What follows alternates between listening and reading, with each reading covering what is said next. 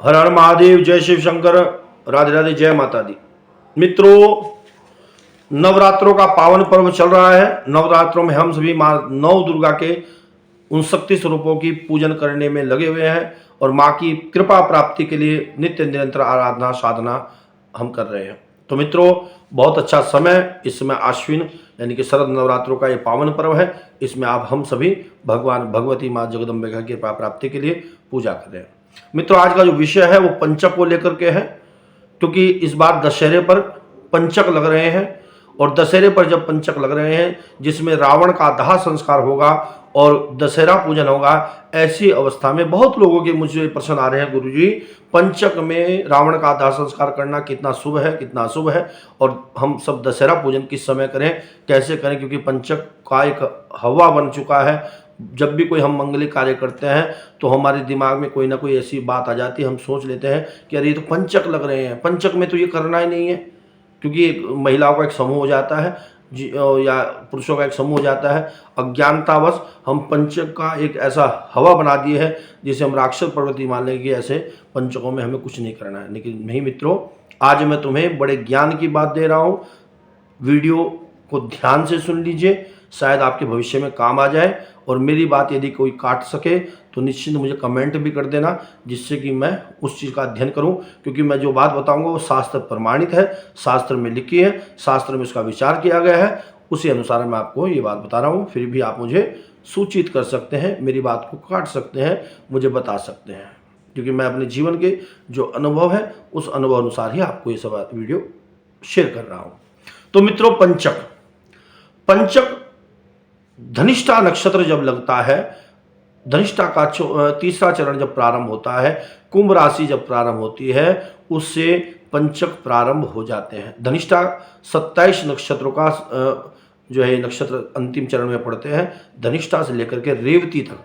धनिष्ठा, सतभिषा, पूर्वाभाद्र, उत्तराभाद्र और रेवती, ये 5 नक्षत्र। वैसे तो 4.5 नक्षत्र हैं, 4.5 नक्षत्र पंचकों के हैं। हर नक्षत्र के 4 चरण होते हैं,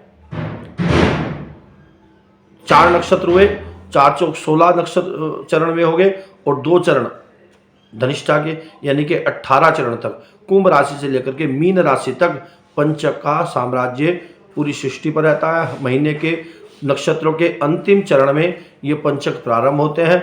पंचक हर महीने लगते हैं, हर महीने पंचकों का प्रभाव संसार में रहता है।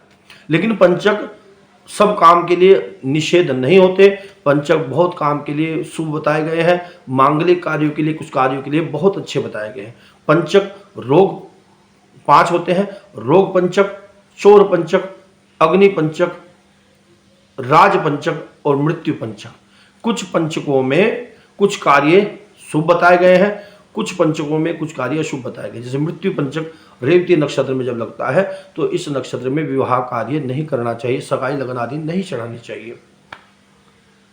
चोर पंचक जब लगता है तो ऐसे पंचकों में यात्रा नहीं करनी चाहिए, लेन देन नहीं करना चाहिए।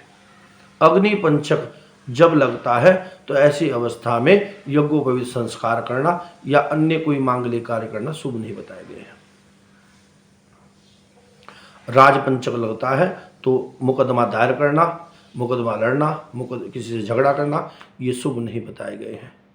उत्तराभाद्र नक्षत्र जब लगता है तो ऐसे इस नक्षत्र, ये विवाह का बड़ा मांगलिक नक्षत्र होता है। गृह प्रवेश करने के लिए, विवाह के लिए, सगाई के लिए उत्तराभाद्र नक्षत्र को बहुत शुभ मांगलिक बताया गया है।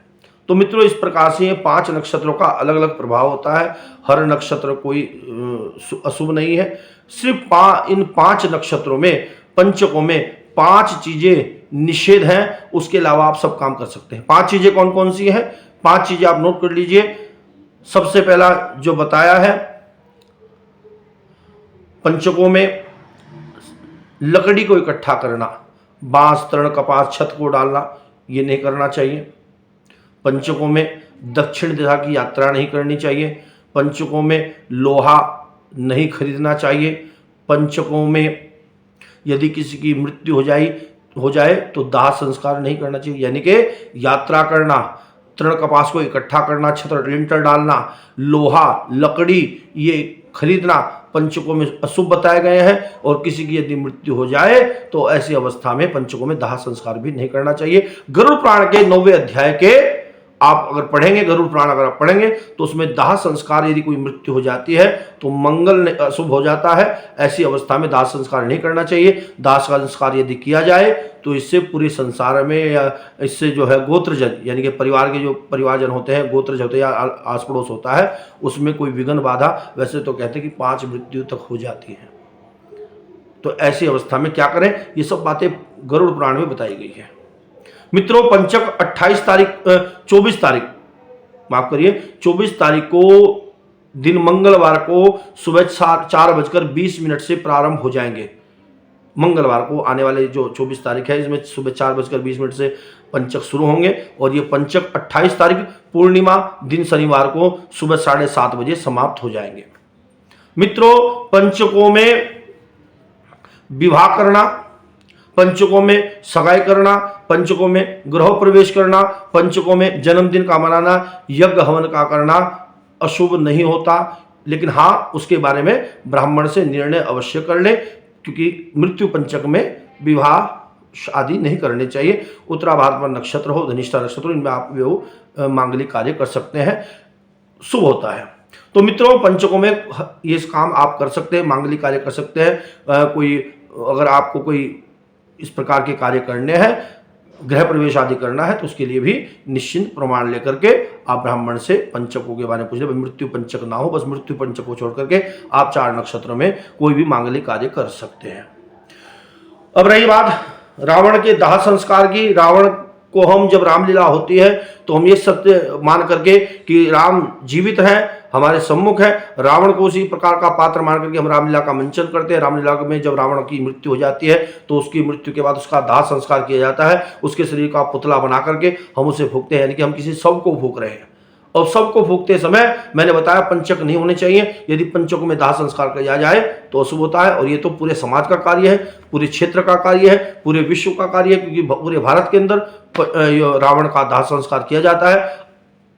बुराई पर अच्छाई की जीत का प्रतीक ये दशहरे पर्व को हम मनाते हैं। लेकिन पंचक उस दिन मंगलवार है, पंचक लग रहे हैं, इसलिए पंचक लगते समय दाह संस्कार करना शुभ नहीं होता। क्या करें, पंचकों के लिए बताया गया है कि पंचक यदि लगे हो और हमें दाह संस्कार करना अनिवार्य हो, जरूरी हो, तो उस समय 4 कुशा के पुतले बना लें। 4 कुशा के छोटे छोटे पुतले बना करके उस शव के, मृत्यु के डेड बॉडी के पास में रख देने चाहिए, और डेड बॉडी के साथ में उस पुतले को जला देना चाहिए, जिससे पंचक दोष की शांति हो जाती है, पंचक प्रभाव नहीं करते। तो धनिष्ठा से लेकर के शतभिषा तक के, रेवती नक्षत्र तक के इन 5 नक्षत्रों के लिए 4 पुतले वे हो गए, और एक जो बॉडी है वो हो जाता है, तो 5 पुतले ये माने जाते हैं। उस दिन मंगलवार है, अग्नि पंचक प्रबल रहेगा।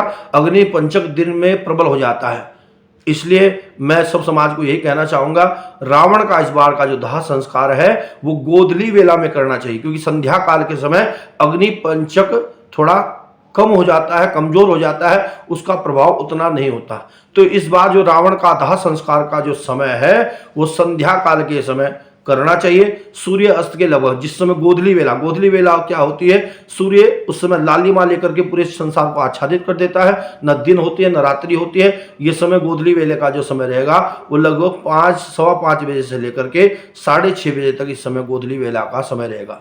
तो 5:15 बजे से लेकर के 6:30 बजे के मध्य में हमें रावण का दाह संस्कार करना शुभ रहता है, शुभ रहेगा। अग्नि पंचक है उस दिन, इसलिए अग्नि पंचक जो है उस दिन आप जो रावण का दाह संस्कार जो कमेटी वाले कर रहे हैं या पूरे भारत में जो कर रहे हैं, उस दिन गोधली वेला में करें, 5:15 बजे से 6:30 बजे के बीच में मध्य में आप रावण के दाह संस्कार को कर सकते हैं, क्योंकि 4:30 बजे तक राहु काल रहेगा। राहु काल में भी 3 बजे से लेकर के 4:30 बजे तक राहु काल है। राहु काल में रावण के दाह संस्कार को नहीं करना चाहिए। 5:15 बजे से लेकर के 6:30 बजे तक गोधली वेला में करें। और हाँ, 4 पुतले जरूर बना करके रावण के शव के साथ रख दे, जिससे कि संसार में कोई अमंगल ना हो, किसी प्रकार की बाधाएं ना हो, किसी प्रकार का कोई दोष ना हो। ऐसी अवस्था में 4 पुतले अवश्य रावण के, क्योंकि हम रावण को मान रहे हैं कि रावण जीवित है, और जो मर जाता है तो उसके शव को जलाते हैं, क्योंकि उसका शव बांस आदि से बनता है, तृण कपास आदि से बनता है। उसमें जो भी वस्तुएं हो जाती हैं वो तृण कपास लकड़ी जो खरीदना निषेध बताया गया है, जिनका प्रयोग निषेध बताया गया पंचकों में, उससे बनाया जाता है। इसलिए 4 पुतले अवश्य उसके पास लगा दें। कमेटी के सदस्य जो भी भारत में मेरी वीडियो सुन रहे हो उसके साथ दाह संस्कार करें, जिससे कि पूरे भारत में, पूरे विश्व में कोई अमंगल ना हो।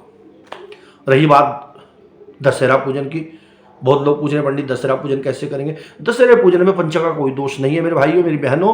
पंचक में दशहरे पूजन से कोई प्रभाव नहीं पड़ता। आप दशहरा का पूजन प्रातःकाल 9:30 बजे से लेकर के दोपहर 1:30 बजे तक बहुत मंगलकारी समय है। 9:30 बजे से शुभ की चौकड़िया, अमृत की चौकड़िया प्रारंभ हो जाएगी। 9:30 बजे से लेकर के 1:30 बजे तक आप दशहरा पूजन करें और अपने दशहरे के महापर्व को बनाएं। तो पंचक में लकड़ी खरीदना, लोहा खरीदना, छत डालना, लिंटर डालना और दक्षिण दिशा की यात्रा करना और सबका दाह संस्कार अशुभ बताया गया है। ये 5 चीजें होती हैं। इन 5 चीजों के अलावा आप कोई भी कार्य करें, मांगलिक कार्य करें, कोई दोष नहीं है। बस मृत्यु पंचक में विवाह, सगाई, गृह प्रवेश ये नहीं करना चाहिए। बस मृत्यु पंचक रेवती नक्षत्र का होता है, इसमें ये कोई मांगलिक कार्य ना करें। इसके लिए आप किसी ब्राह्मण से, अपने पुरोहित से जानकारी प्राप्त कर सकते हैं। पंडित जी आज रेवती नक्षत्र तो नहीं है। उत्तरा भाद्रपद नक्षत्र बहुत शुभ होता है किसी भी मांगलिक कार्य को करने के लिए। तो मित्रों ये पंचक के लिए एक हवा जो बनाया हुआ है, डर बैठाया हुआ है, इसको लेकर के लोग भ्रमित हैं। ऐसा आप बिल्कुल अपने दिमाग से निकाल दीजिए कि पंचक हर काम में अशुभ होते हैं। पंचक तो जैसे दृष्टि पुष्कर योग होता है, त्रिपुष्कर योग होता है। द्विपुष्कर योग में यदि कोई काम करते हैं तो उसके लाभ दुगुना हो जाता है। त्रिपुष्कर योग में हम कोई काम करते हैं 3 गुना हो जाता है। ऐसे ही हम कोई कार्य, शुभ कार्य कर रहे हैं पंचक में दिखा करके, तो निश्चित उसका हमें पुण्य फल 5 गुना प्राप्त होता है। जैसे मृत्यु हो जाए तो कहते हैं कि 5 मृत्यु होंगी, 5 लोग मरेंगे। ऐसे ही कोई मांगलिक शुभ कार्य होता है तो उसका पुण्य फल 5 गुना बढ़ जाता है। इसलिए पंचकों को हवा ना बनाए, पंचकों से डरने की आवश्यकता नहीं है। पंचक सिर्फ 5 चीजों में अशुभ होते हैं। तो मित्रों ये जानकारी थी दशहरे के पूजन के लिए, मैंने आपको बता दिया। कोई डरने की आवश्यकता नहीं है। 9:30 से 11:30 बजे तक करें। लेकिन हाँ, दशहरे में आप यदि आपकी कोई कमेटी या किसी प्रकार का कोई सदस्य रावण का दाह संस्कार कर रहे हो समाज के लिए, समाज के हित के लिए, असत्य पर सत्य की जीत के लिए रावण का हम दाह संस्कार करते हैं, तो उन्हें अवश्य बताएं कि आप जो है गोधली वेला में, जैसे मैंने बताया 5:15 से 6:30 बजे तक गोधली वेला में करना शुभ है। और 4 पुतले जरूर बना दें कुशा के, उसके पास रखें, जिससे कि कोई मंगल अमंगल कार्य संसार में ना हो। हर किसी के लिए सुख सुविधा रूप से बना रहे, सबका मंगल हो, ऐसी कामना के साथ रावण का दाह संस्कार करना शुभ रहेगा। कोई दिक्कत नहीं है। कोई परेशानी ज़्यादा चाहते हैं, ज़्यादा कुछ बात पूछना चाहते हैं, आप मुझे कमेंट्स कर सकते हैं। मेरा नंबर फ्लैश हो रहा है, आप मुझसे संपर्क कर सकते हैं। निजी रूप से मिलना चाहते हैं मुझसे मिल सकते हैं। मेरा नंबर इसी स्क्रीन पर फ्लैश हो रहा है। तो पंचक से ना घबराएं। पंचकों की और अधिक जानकारी के लिए आगे भी भविष्य वीडियो बनाते रहेंगे। 28 तारीख पूर्णिमा को ग्रहण पड़ रहा है, ग्रहण से सावधान हो जाइए। बहुत जल्दी वीडियो आने वाली है, उस वीडियो को भी आप अवश्य देखें। 28 अक्टूबर दिन शनिवार पूर्णिमा, चंद्र ग्रहण, गर्भवती स्त्रियों को रहना है इस बार सावधान। आप हमारी वीडियो को अवश्य देखें। राधे राधे, हर हर महादेव।